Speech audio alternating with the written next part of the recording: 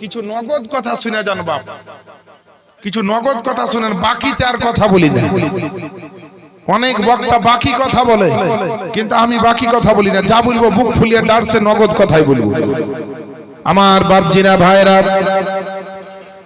আমার মা বোনেরা, যে খাদিজার নিয়াত ছিল যে আমি আর জীবনে কোনোদিন বিয়ে করব না, দুইটা স্বামী ইন্তেকাল করেছে, 2 মাস 4 মাস 6 মাস করে এখনো কেঁদে কেঁদে মা খাদিজা দিন রাত্রি কাটিয়ে যায়।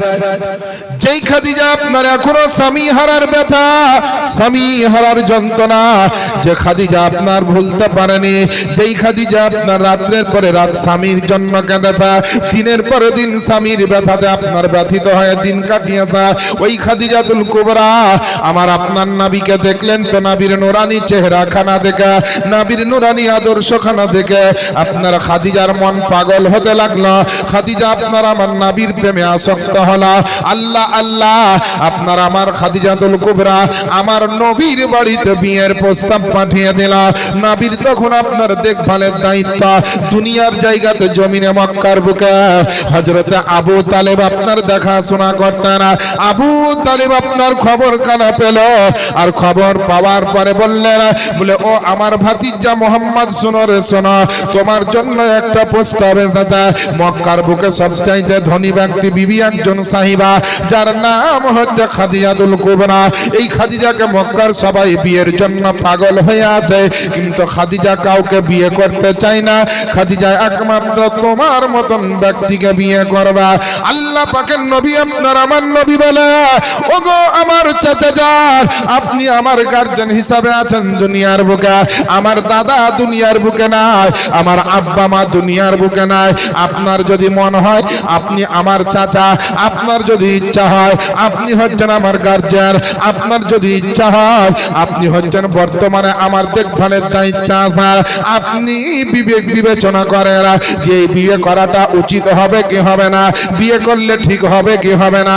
এ মুসলমান বাপজিরা ভাইরা, আজকেও আপনার গার্জিয়ান আছে এমন কিছু মানুষ যে বাপ মা যেখানে বিবাহ ঠিক করে ছেলে মেয়ে সেখানেই বিয়ে করে, কিন্তু বড় দুঃখের বিষয় রে বাপজিরা ভাইরা, আপনারা আমরা সকলে বুক ফুলিয়ে বলে দুনিয়াতে শিক্ষার উন্নতি হয়েছে, দুনিয়াতে কম্পিউটার শিক্ষা হচ্ছে, পৃথিবীর বুকে আপনার প্রত্যেক বাড়িতে আপনার উচ্চ মাধ্যমিক বিএ এমএ পাস ছেলে মেয়ে পাওয়া যায়, বলে শিক্ষার আপনার উন্নতি হয়েছে।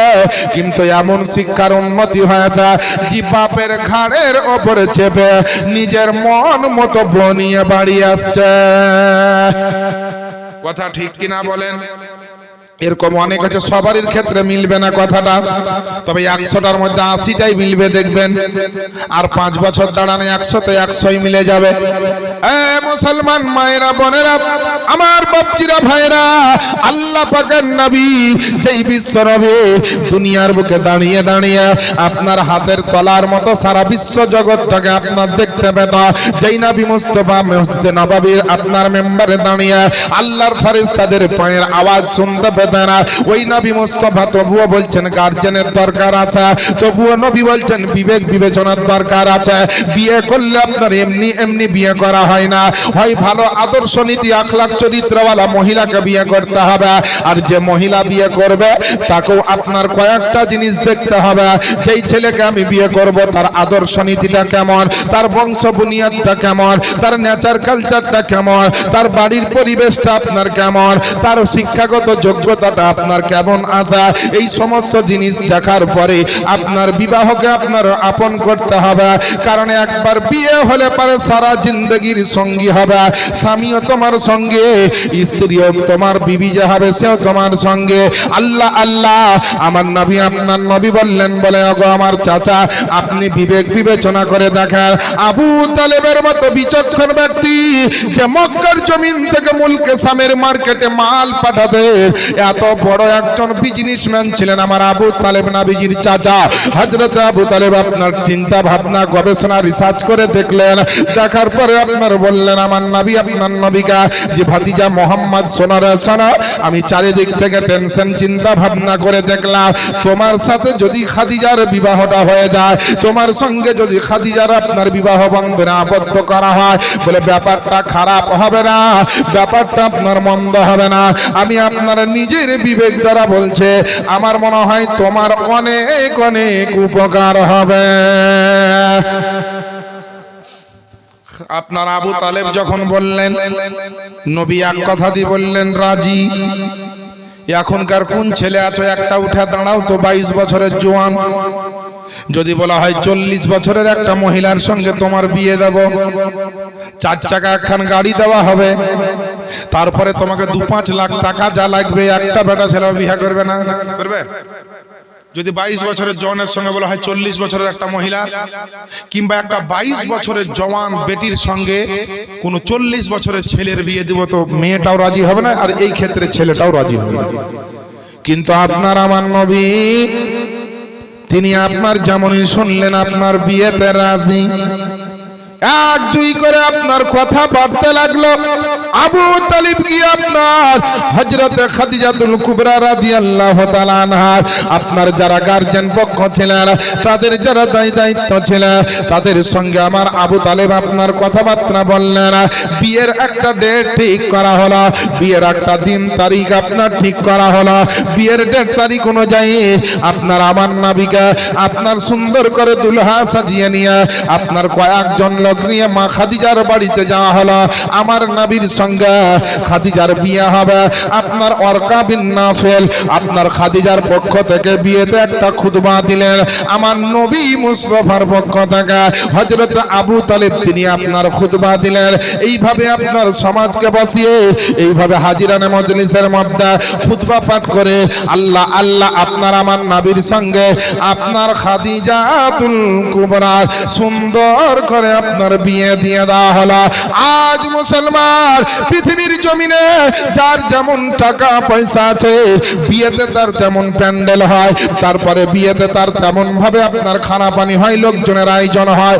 আল্লাহ আল্লাহ আমার নবী আপনার নবীর পবিত্র বিবাহটা আপনার কয়েকটা উট জবাই করে আপনার খাদিজাতুল কুবরার পক্ষ থেকে হাজিরানে মজলিসের এবং আত্মীয় স্বজনের মানুষকে আপনার খাওয়ানো হয়েছিল। খাদিজাতুল কুবরার সঙ্গে আপনার আমার নবীর বিবাহ করা হলো, বিবাহ আপনার দিয়ে দেওয়া হলো। যখন বিবাহটা আপনার কমপ্লিট হয়ে গেল, আল্লাহর নবীর সঙ্গে মা খাদিজাতুল কুবরা মক্কার জমিনে আমার নবীর ঘরে আবু তালেবের বাড়িতে আমার বিশ্ব নবী যখন আসতে আরম্ভ করলেন বা আসলে আসার পরে আপনার মক্কাতে যান নিজের বাড়িতে আপনার হাজির হলেন। যখন 2 দিন 4 দিনের ভিতরে গোটা মক্কার জমিনে আপনার ছড়িয়ে গেল যে খাদিজা বিরাট বড় লোক ছিল, যেই খাদিজা আপনার এত উন্নত মানের একটা ব্যবসায়িক মানুষ ছিল, ওই খাদিজাকে মক্কার বড় লোকের ছেলেরা বিয়ের জন্য পাগল হয়েছিল।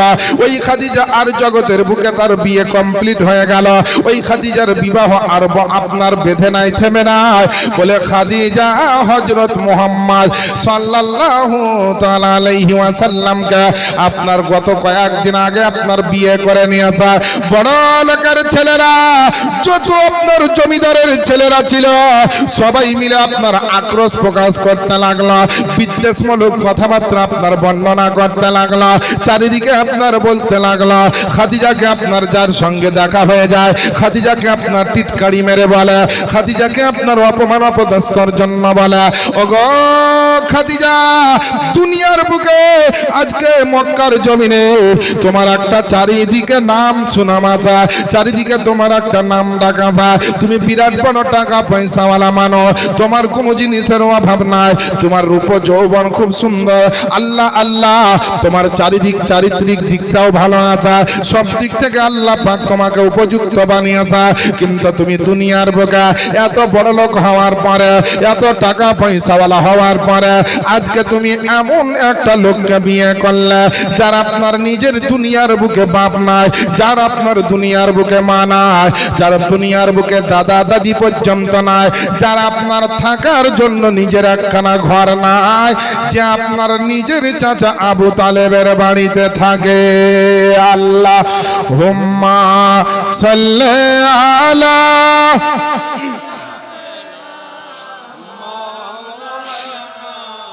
মুহাম্মাদ ওয়ালা মাওলানা মুহাম্মাদ সাল্লি আলা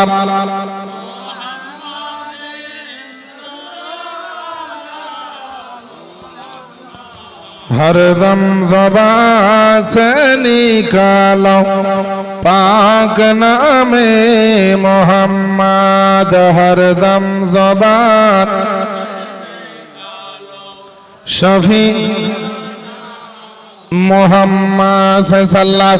এ মুসলমান আমার বাপজিরা ভাইরা, যখন আপনার খাদিজার কানে আওয়াজটা আসলো যে আমি আপনার নবীকে এত মহব্বত করি, খাদিজা নবীকে এতটা ভালোবেসে যায়, খাদিজা আপনার নবীকে আপনার এত মহব্বত করে নিয়ে যায়, ওই খাদিজার সামনে আমার নবীর বদনাম করে, আমার নবীকে কেউ এতিম বলে, কেউ ফকির বলে, আমার নবীকে সর্বহারা বলে, কিছুই নাই কিছুই নাই, গরিব এতিম যার যা ইচ্ছা করে। কিন্তু একজন নবীর আশিক ও প্রেমিক, নবীর দিওয়ানা, নবীর মাস্তানা, আহলে সুন্নাত ওয়াল জামাতের আকীদা, আমার নবীকে আমরা গরিব বলি না, আমার নবীকে আমরা এতিম বলি না, আমার নবীকে সর্বহারা বলি না। আমাদের আকীদা হচ্ছে যে আমার নবী সারা বিশ্ব জগতের সমস্ত গরিবের সাহারা হলেন আমার নবী। ও পিছনকার ভাইরা একটু সুবহানাল্লাহ বলেন। মাশাআল্লাহ, আলহামদুলিল্লাহ। জালসার কমিটির তরফ থেকে সিসি ক্যামেরা লাগাইনি, কিন্তু আল্লাহর সিসি ক্যামেরায় রেকর্ড হচ্ছে সব। কে সুবহানাল্লাহ বলছো আর কে বলছো না? আল্লাহর ফেরেশতারা দেখছেন এবং নেকি লিখছেন, গুনাহও লিখবে যদি গুনাহ করে।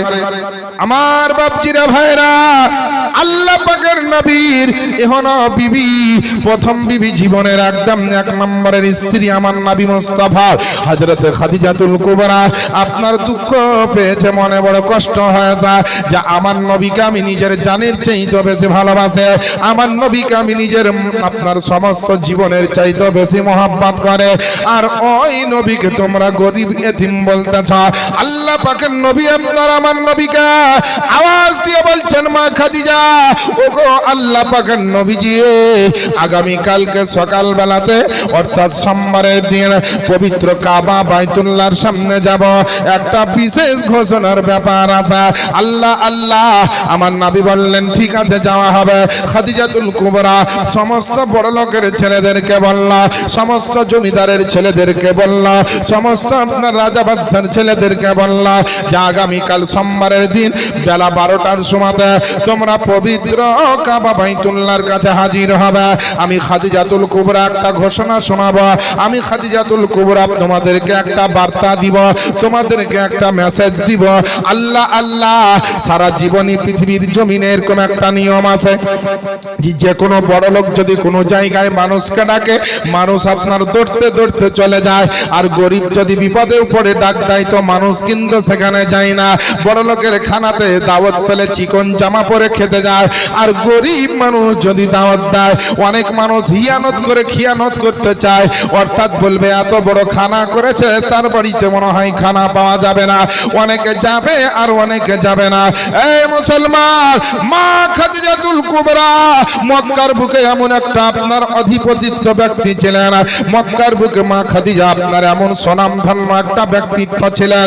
খাদিজার কথা শুনে আপনার তার পরের দিন সোমবারের দিন বেলা 12টার সময় মক্কার জমিনে কাবা বাইতুল্লাহর সামনে আপনার ভালো ভালো জামা কাপড় পরিধান করে জমিদারের ছেলে, বড় লোকের ছেলেরা, বাদশা রাজার ছেলেরা আপনার সবাই এসে যায়। হয়তো খাদিজার মন চেঞ্জ হয়ে যেতে পারে, খাদিজার মন পরিবর্তন হয়ে হয়তো মুহাম্মদকে ছেড়ে আজকে আমাদেরকে বিয়ে করে নিতে পারে, আমাদেরকে হয়তো আপনার স্বামী বানিয়ে নিতে পারে, যে কোনো একটা ভালো খবর খাদিজা দিবে। এই বলে আপনার আতর সুরমা লাগিয়ে আর সুন্দর সুন্দর জামা কাপড় পরিধান করা আপনার সকাল থেকে কাবা ঘরের সামনে হাজার হাজার মানুষ এসে আপনার হাজির হয়ে গেছে, শতাধিক বড় লোকের ছেলেরা এসে আপনার হাজির হয়ে গেছে।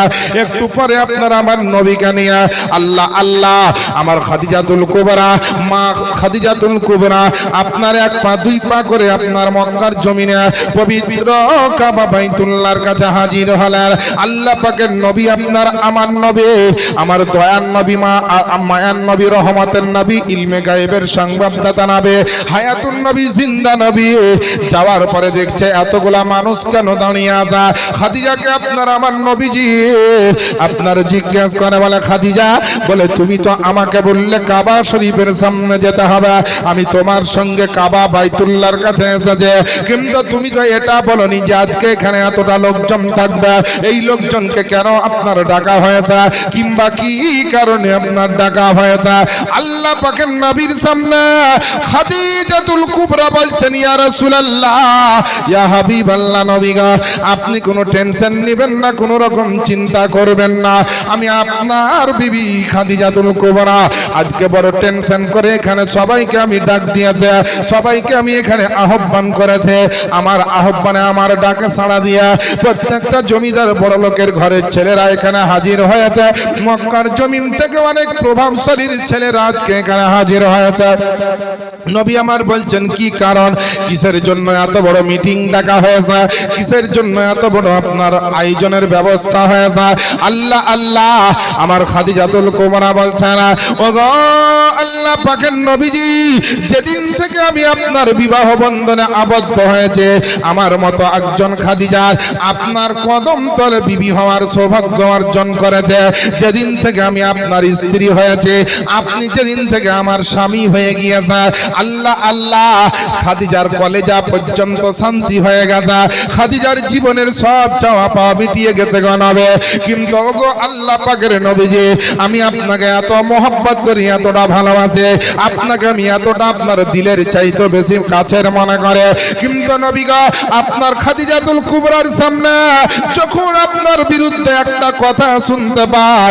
আমার কানে ওই আওয়াজখানা আসার পরে দিলের মধ্যে আমার ঝড় লেগে যায় দিলের মধ্যে আপনার তুফান বইতে আরম্ভ করে ওগো আল্লাহ পাকের নবীজি এই বড় লোকের ছেলেরা আপনাকে কেউ ইতিম বলে আপনাকে কেউ গরিব বলে কেউ আপনার সর্বহারা বলে কেউ বলছে বাপ নাই মা নাই তার থাকার জন্য একটা ঘর নাই একেবারে শেষ গরিব হচ্ছেন আপনি এই কথা আপনার মক্কার এই ইহুদি নাসারারা বলতে আসা মক্কার বুকে এই সমস্ত মাজুসি ধর্মের মানুষগুলা বলতে আসা আল্লাহর নবী গো আজকে সবার সামনে আমি একটা জিনিস ঘোষণা করতে চাই খাদিজা আওয়াজ দিয়ে বলে শোনো রে শোনো তোমরা যেই নবীকে গরিব মনে করো যেই নবীকে ইতিম মনে করো যেই নবীর কিছু নাই মনে করো আমি আল্লাহ পাকের নবীর হয়ে তোমাদেরকে বলে নবীকে গরিব ইতিম মনে করিও না সারা দুনিয়ার বুকে কিয়ামত পর্যন্ত যত ইতিম গরিব আসবে সবারই সাহারা হবে না আমার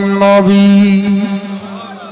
নারায়ে তাকবীর আল্লাহু আকবার নারায়ে রিসালাত ইয়া রাসূলুল্লাহ উলামায়ে আহলে সুন্নাহ জিন্দাবাদ আল্লাহু আকবার ইয়া রাসূলুল্লাহ বিরাদার খাদিজা বলছো ওই মক্কার ছেলেরা তোমরা নবীকে গরিব ভাবছো নবী গরিব নয় কিতাবের মধ্যে লেখা আছে যে আল্লাহর রাসূল রাস্তা দিয়ে চলছে তো উহুদ পাহাড় থেকে আওয়াজ আসছে নবীর জন্য উহুদ পাহাড় নবীকে সালাম দিচ্ছেন আর আরজ করছেন তো বিশ্ব নবী সালামের উত্তর দিয়ে বলছেন উহুদ পাহাড় কি চাই বলো তো উহুদ পাহাড় বলছে ইয়া রাসূলুল্লাহ আমি একটা বিরাট বড় নাম করা সুনামধন্য পাহাড় মাটির পাহাড় আপনি যদি একবার বলে দেন যে উহুদ পাহাড় তুই আর মাটির পাহাড় থাকিস না তুই সোনার পাহাড় হয়ে যা তো আল্লাহর হুকুমে আমি মাটির থাকবো না সোনার হয়ে যাব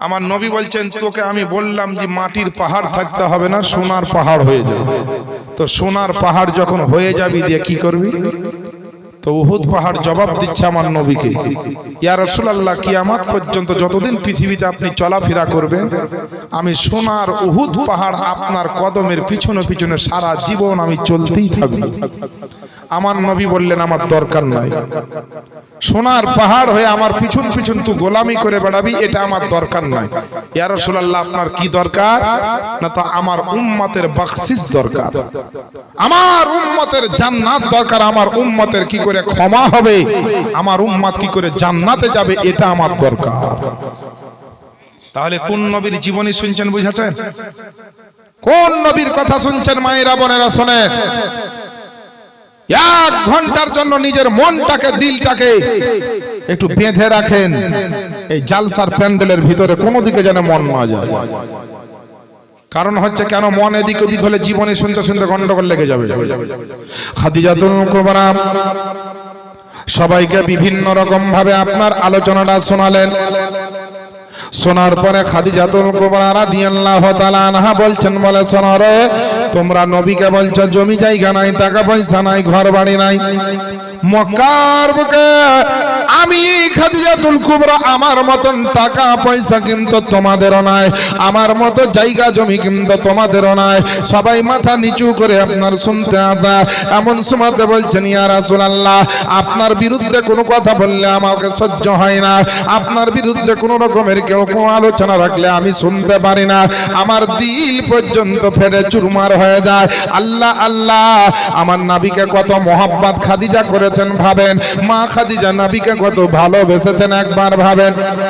আল্লাহ পাকের নবী আপনার আমার নবীর সামনে খাদিজাতুল কুবরা বললেন, এ মক্কার ছেলেরা শোনো রে শোনো, এ মক্কায় সমস্ত জমিদার বড় লোকের সন্তানেরা শোনো রে শোনো, আমি খাদিজা আমার জীবনে যা কিছু আছে, যত টাকা পয়সা আছে, যত আপনার সোনা চাঁদি আছে, যত আপনার ঘর বাড়ি বাড়ি দালান আছে, আমার ব্যবসা বাণিজ্য সমস্ত কিছু, আমার আসবাব অ্যাসেট যা আছে, আমি আজকে আল্লাহর পবিত্র কাবা ঘরের সামনে দাঁড়িয়ে তোমাদেরকে সাক্ষী রেখে আমার সমস্ত জিনিস আমি আমার নবী মুস্তাফার নামে দিয়ে দিলাম।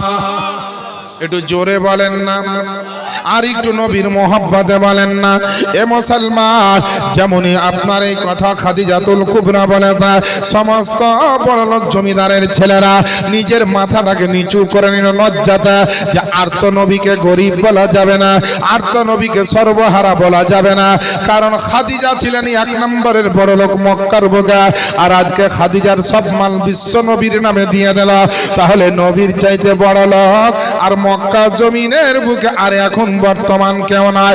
আল্লাহ পাকের নবী আপনার আমার নবী বলছে, ওগো আমার খাদিজা, তোমার জীবনের সমস্ত কিছু আমার জন্য দিয়ে দিলে, আমার নামে তুমি কেন আপনার উইল করে দিলে, আমার নামে কেন তুমি আজকে আপনার দিয়ে দান করে দিলে? আল্লাহ আল্লাহ, একটু তোমার জন্য কিছু রাখলে না? আল্লাহ পাকের নবীর পা দুখানি ধরে খাদিজাতুল কুবরা আর থামতে পারেন না, মোহাব্বতের নজারা খাদিজার আপনার চোখ দিয়ে ঝরঝর করে পানি ঝরতে লাগলো। কাঁদতে কাঁদতে খাদিজাতুল কুবরা বলছেন, ইয়া রাসূলুল্লাহ, আমার টাকা পয়সার চাইতে, ধন দৌলত জমি জায়গার চাইতে আল্লাহ পাক এমন একটা নিয়ামত আমাকে দিয়ে দিয়েছে, আল্লাহ পাক এমন রহমতের দায়রায় জায়গা করে দিয়েছে, আপনার মতো নবীর কদমে থাকলে দুনিয়ার কোনো সম্পদ দরকার হবে না। বলে নবী যার আছে সারা জগতের সমস্ত খাজানা তারই আছে। বলে সব চাইতে দামি জিনিস আমি পেয়েছে। আল্লাহ আল্লাহ, এর জন্য বলি গো মায়েরা, বাপজিরা, ভাইরা, নবীর সঙ্গে এইরকম মহব্বত করতে হবে, নবীর সঙ্গে এইরকম ভালোবাসা রাখতে হবে।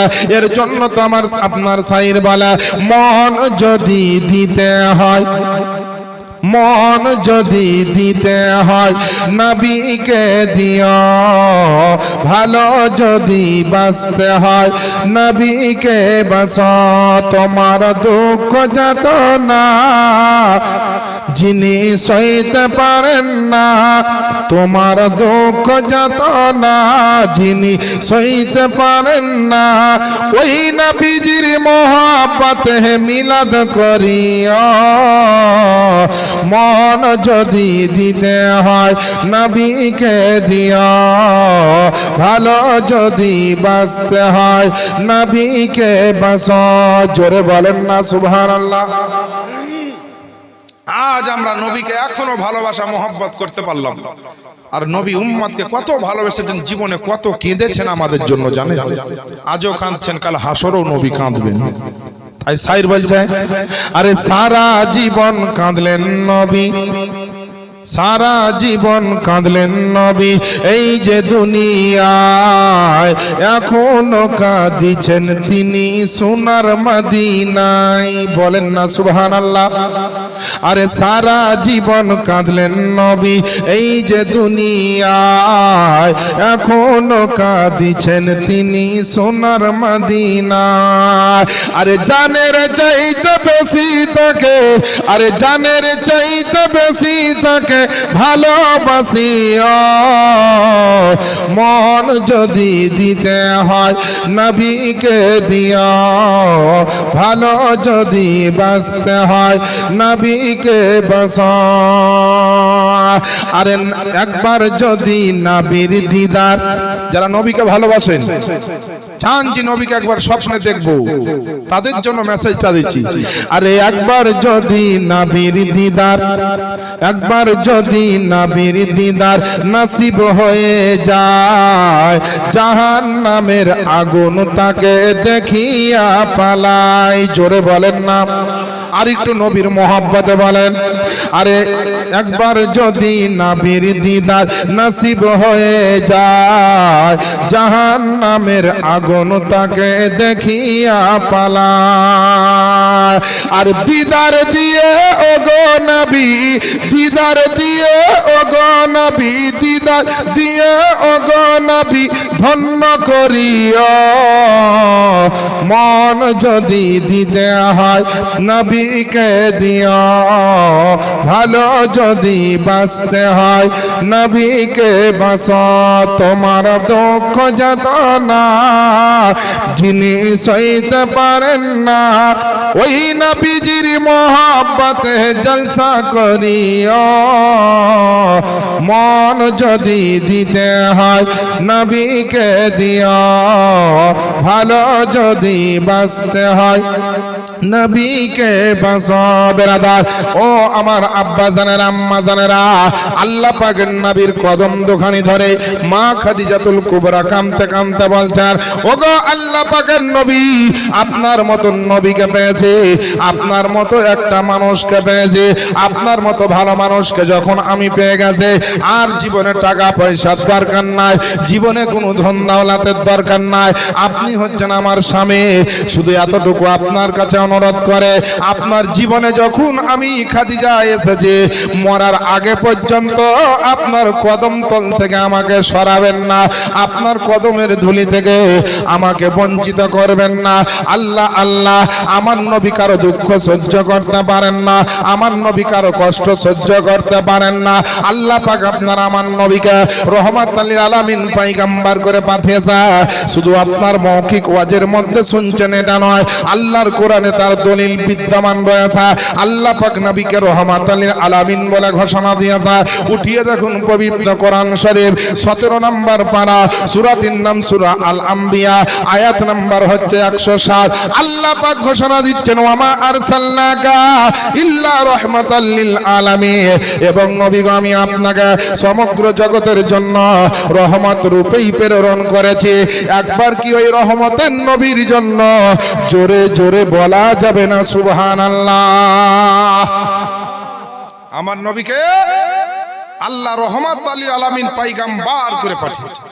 নবীর রহমত কত দূর নিয়ে কিতাবের মধ্যে লিখছে, আমার আল্লাহ পাক বলছেন, হাবিব সারা জগতের বুকে আমার সৃষ্টি জগৎ যত দূর নিয়ে, আল্লাহ বলেন আমার সৃষ্টি জগৎ যত দূর নিয়ে নবী গো আপনার রহমত হচ্ছে তত দূর নিয়ে।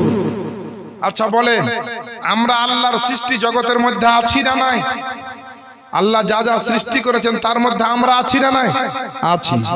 তাহলে আল্লাহর সৃষ্টি জগতের মধ্যে যখন আছি, তখন এটাও মাথায় রাখতে হবে যে নবীর রহমতের মধ্যেও আছি। আর নবীর রহমত, আল্লাহর রহমত, এই দুইটা কাজ যদি আমরা না করতে পারতাম, অন্তর্ভুক্ত না হতে পারতাম, আমরা 1 মিনিটের জন্য বেঁচে থাকতাম না। আল্লাহর বড় বড় রহমতের বর্ণনা আছে, একটা আপনাকে ছোট করে আপনাদের নলেজে দিই। এই যে আপনারা অক্সিজেন ব্যবহার করছেন, শ্বাস নিচ্ছেন, প্রশ্বাস ছাড়ছেন, এটা একটা আল্লাহর বড় কত বড় রহমত জানেন? কোন ব্যক্তির যদি শ্বাস প্রশ্বাসের কষ্ট হয়, তো ওই ব্যক্তিকে জিজ্ঞেস করেন যে এই অক্সিজেনটার কত মূল্য। একটা মানুষ যদি অসুস্থ হয়ে যায়, বড় বড় হসপিটাল কিংবা নার্সিং হোমে যদি তার অক্সিজেন চলে 10 ঘন্টা 5 ঘন্টা, তো দেখবেন কত টাকা বিল হয়। বলে অক্সিজেন চলেছে একদিনে 6,000, 8,000, 10,000 টাকা বিল। কিন্তু যেদিন থেকে আপনার জন্ম হয়েছে, জগতের বুকে এসেছেন, মায়ের পেটে থাকা অবস্থায় আপনার শরীরে যখন জান দেওয়া হয়েছে, সেদিন থেকে এখন পর্যন্ত যতজন বেঁচে আছেন, কত হাজার কুইন্টাল বা লিটার বা সিলিন্ডার আপনারা আল্লাহর অক্সিজেন ব্যবহার করছেন ফ্রিতে। এই আল্লাহর এই অক্সিজেনটা যদি 1 মিনিটের জন্য বন্ধ করে দেয়, পৃথিবীর বুকে আর কেউ থাকবে? একটাও বাঁচবে না বেরাদার। তাহলে আল্লাহর একটা মেন রহমতের কথা বললাম, অনেক মেন রহমত আছে, তার মধ্যে একটা শোনালাম যে অক্সিজেনটা যদি এত দামি হয়, যার জন্য 1 মিনিট কোনো মুসলমান, কোনো প্রাণী বাঁচতে পারে না, কোনো জীব জন্তু পর্যন্ত বাঁচতে পারবে না, এই অক্সিজেন এমন একটা মূল্যবান গুরুত্বপূর্ণ জিনিস। তাহলে একবার ভাবেন মায়েরা বোনেরা, তাহলে যে আল্লাহ সব সময় আপনাকে, করোনার সময় দেখা গিয়েছে বড় বড় হসপিটালে অক্সিজেনের অভাবে রোগী মারা গেছে, বড় বড় হসপিটালে সরকার অক্সিজেন দিতে পারেনি, এত সাপ্লাই দরকার ছিল আর এত রোগীর চাপ যে অক্সিজেন দিতে পারছিল না, বড় বড় হসপিটালে অক্সিজেনের অভাব দেখা গিয়েছিল। তো বেরাদারানি ইসলাম, আজ এত বড় বড় সরকার থাকার পরেও যদি আপনার অক্সিজেনের অভাব হয়, কত দুনিয়াতে কত জায়গায় অক্সিজেনের অভাব হয়েছিল, কিন্তু আজ পর্যন্ত শুনেছেন যে আল্লাহর দরবারে কোনো জিনিসের অভাব হয়েছে বা কোনো মানুষের জন্য আল্লাহ অক্সিজেন দিতে বলেছে যে একটু কম আছে, এখন কম করে বলেছে? বলেনি মুসলমান। তাহলে আল্লাহ আপনার মাথার চুল থেকে পায়ের তলা পর্যন্ত সবকিছু বড় বড় নিয়ামত আপনার শরীরের ভিতরে দিয়েছে। আল্লাহ চোখ, কান, হাত, পা, পিঠ, পেট, চেহারা, কান ইত্যাদি যা দিয়েছেন, যার একটা নাই নষ্ট হয়ে গেছে। আপনি ব্যাঙ্গালোর, ভেলুরে যান, কত লাখ টাকা দিয়েও আসল অরিজিনাল পাবেন না। আর আল্লাহ আপনাকে ফ্রিতেই সব দিয়ে দিয়েছে। ওই আল্লাহর জন্য ইবাদত করা দরকার না দরকার না? এবার আপনারা বলেন, ওই আল্লাহর জিকির করা দরকার না দরকার না? বলেন। আপনি দুনিয়ার বুকে আসার পরে, আপনার জন্ম হওয়ার পরে আপনার মা আপনার যত্ন নিয়েছে, মা আপনার আদর করেছে, বাপ আপনাকে ভালোবেসেছে, বাপ আপনাকে আদর করেছে, ভালো মন্দ খাবার খাইয়েছে। কিন্তু আমার আল্লাহ কত বড় মহান! দুনিয়াতে আসার পরে তো লক্ষ্য রেখেছেন যখন মায়ের পেটে ছিলেন তখনও আল্লাহ আপনার শরীরে খাবার এবং অক্সিজেন আল্লাহ পৌঁছে দিয়েছে। কটা মা বলেন? কোন মায়েরা, বাপজিরা, ভাইরা বুকে হাত দিয়ে বলতে পারবেন যে আমার বেটাকে যখন আমার বেটা মার পেটে ছিল তখন হরলিক্স খাওয়ালছি, দুধ খাওয়ালছি? পারবেন? তাহলে কি খেয়ে বেঁচেছিল? কার দয়ায় বেঁচেছিল? কার রহমতে বেঁচেছিল? আমার আল্লাহ পাকের দয়াতে, আল্লাহ পাকের রহমতে, আল্লাহর দেওয়া খাবারে। ছেলেটার জন্য কোন রকমের অসুবিধা না হয় তার জন্য আল্লাহ পাইপ সিস্টেম, মায়ের নাভির সঙ্গে ছেলের নাভির কানেকশন দিয়ে, নাভির মাধ্যম দিয়ে আল্লাহ তার প্রয়োজনের খাবারটা আল্লাহ ওখানে দিয়ে দিয়েছে। চিন্তা করেছে? ওই আল্লাহ নিয়ে ভেবেছে যে আল্লাহ কত বড় দয়ালু দাতা। কে ছেলের মা হয়েছেন, কে ছেলের বাপ হয়েছেন, কে বিবি হয়েছেন, কে স্বামী হয়েছেন, কে বাপ হয়েছেন, কে মা হয়েছেন, কে শ্বশুর হয়েছেন, কে শাশুড়ি হয়েছেন, কে দাদা হয়েছেন, কে দাদি হয়েছেন, কে নানা হয়েছেন, কে নানি হয়েছেন। কিন্তু কসম খোদার করে বলি, সারা জগতের সাহায্য বন্ধ হলেও আমার আল্লাহর সাহায্য বন্ধ হয়নি, আর কিয়ামতের আগে পর্যন্ত বন্ধ হবে না। এই সাহায্য যদি নিতে হয় তো মুমিন হয়ে যাও, মুমিন হয়ে যাও। আর মুমিন যদি না হইতে পারো, টাকার জোরে বেশি দিন চলবে, টাকার জোরে বেশি দিন চলবে না, লাঠির জোরে বেশি দিন চলা যাবে না, ক্ষমতার জোরে বেশি দিন চলা যাবে না। আজ আছে, কাল আপনার ক্ষমতা নাও থাকতে পারে, টাকা পয়সাও ঠিক তেমনই, শরীরের ক্ষমতা শক্তিও তাই।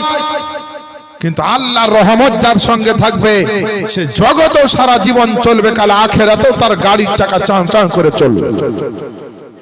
আমার পাশে দেখার মাওলানা শামিউল ইসলাম রেজভী সাহেব কিবলা মাদ্দাজিল্লাহুল আলী, খুব যোগ্য আলেমে দিন বসে আছেন। জিজ্ঞেস করবেন, আপনাদের গ্রামেরই ছেলে, গ্রামেরই সন্তান, গ্রামের গৌরব, যোগ্য আলেমে দিন, আমার খুব কাছের লোক। ওনারা বড় বড়, আমরা তখন ছোট, হাত ধরে আমাদেরকে মানুষ করেছে। আজ আমার সৌভাগ্য তার গ্রামে, তার বাড়ির পাশে, তার স্টেজে এসে আজ আমি বক্তব্য রাখছি। মাশাআল্লাহ, আলহামদুলিল্লাহ। আমার গ্রামের একজন আমার চাচা এসেছেন এখানে, তেনার আত্মীয় আছে, দেখে খুব খুশি হলাম।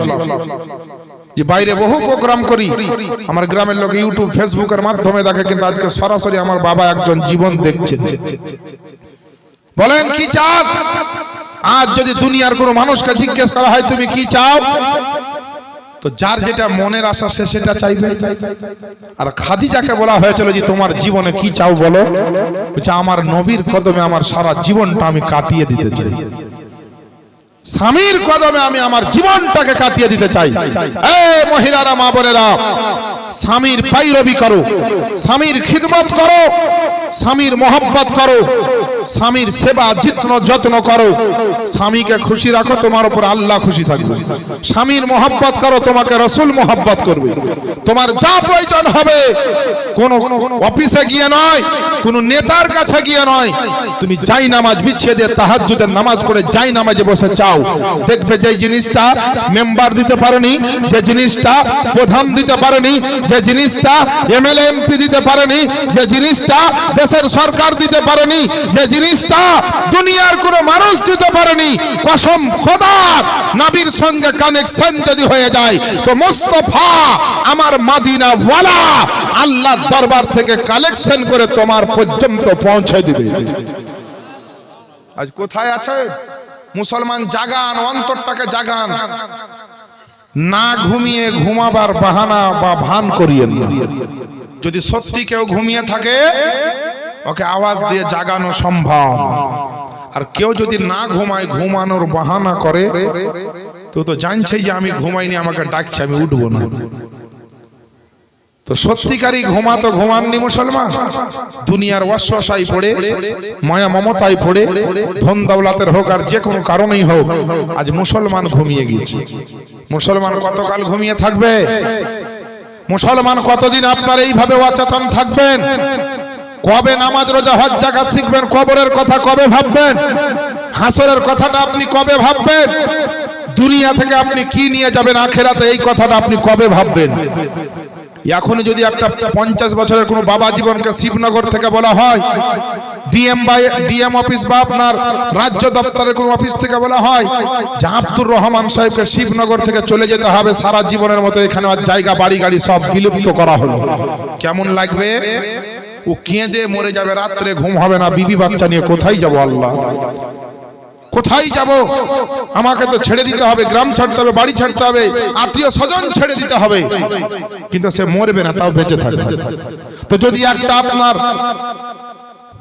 কোর্টের বর্ডারে নিজের বাড়ি ছাড়ার কারণে যদি রাত্রের ঘুম হারাম হয়, আজ থেকে 1400 বছর আগে আল্লাহ পাক বলেছেন কুল্লু নাফসিন যায়কাতুল মাউত। আমার নবী ইনফরমেশনটা আপনাদেরকে দিয়েছেন যে একদিন প্রত্যেকটা নফসকে মওতের স্বাদ গ্রহণ করতে হবে, অর্থাৎ মৃত্যুবরণ করতে হবে।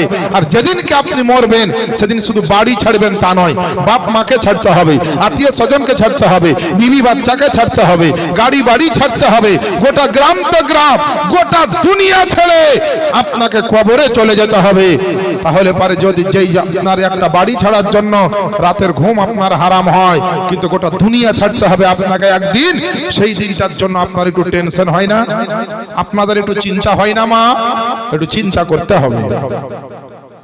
আল্লাহ রাসূল বলেন আমি যা জীবনে দেখেছি তোমরা যদি দেখতে, তোমরা জীবনে আর ঘর সংসার করতে না, জঙ্গলে গিয়ে আল্লাহর ইবাদতে মশগুল হয়ে যেতে। আর আমি যা জীবনে শুনেছি আওয়াজ, এই আওয়াজ যদি তোমরা শুনতে, তোমরা আর সংসার জীবন আর হাসতে না, সারা জীবন কেঁদে কেঁদেই পার করে দিতে। কিন্তু আজ মুসলমান কে আল্লাহর জন্য কাঁদে, কবরের জন্য কে কাঁদে? হ্যাঁ, মরার বাড়িতে গিয়ে এত নকল কাঁদা কাঁদে গো, মরার বাড়িতে যাও মিথ্যাকেরা কাঁদে অনেকে। একটা প্রমাণ দিয়ে দিই শোনেন, কিছু এলাকায় আছে মানুষ মরলে তার বাড়িতে 2-1 টাকা গরু জবাই করে খানা হয়, হয় না? হয় না?